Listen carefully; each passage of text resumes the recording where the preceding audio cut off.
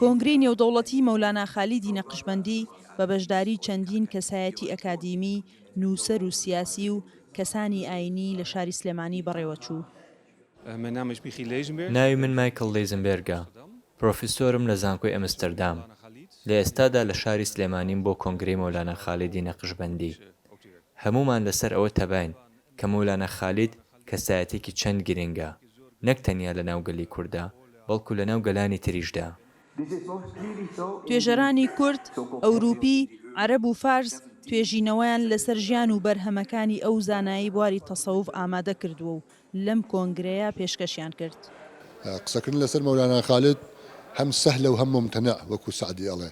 سەهلە چونکە یەکێک لەو کەسایەتیە کوردانەیە کە بە سەدان پەرتۆک و نامە و تار و کتێ و بابەتی لەسەر نووسراوە. ممتەنە چونکە هێشتا لایەنە جددیەکانی فکر و بیر و ئایدیای مەولانا خالید لە لای مرۆڤی کورد و لە لای ئینسانی کورد و لە لای سیاسەتمەداری کورد بە تایبەتی ڕوون نەبووەتەوە.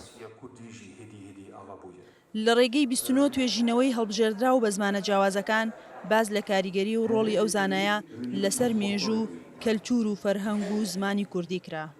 مەولانا خالیدی نەقشبەندی شخصیەتێکی دنیای ئیسلامیە، جیهانی ئیسلامیە، ئەوە یەکێک لە هۆکارەکان بۆ هۆکارێکی کە دەتوانم بڵێم خودی مەولانا خالیدی نەقشبەندی کەسایەتیەکی کوردی گەورە بۆ کە ئێمەی کورد زوبان وەکو پێویست ئاوڕمان لێ نەداوەتەوە و کەڵک و سوودمان لە ئەزمون و لە ئایدیا و فکر و ڕێبازی وەرنەگرتووە. ئێمە بە فلتەرێکدا زۆربەی ئەو بابەتانەمان هەڵسەنگاندووە و ئەو بابەتانەش دواتر چوونەتە با بڵێن بەردەم توێژەرانی لیژنەکەەوە تاوەکو هەڵی سەنگێن و کورمانجی و سۆرانی.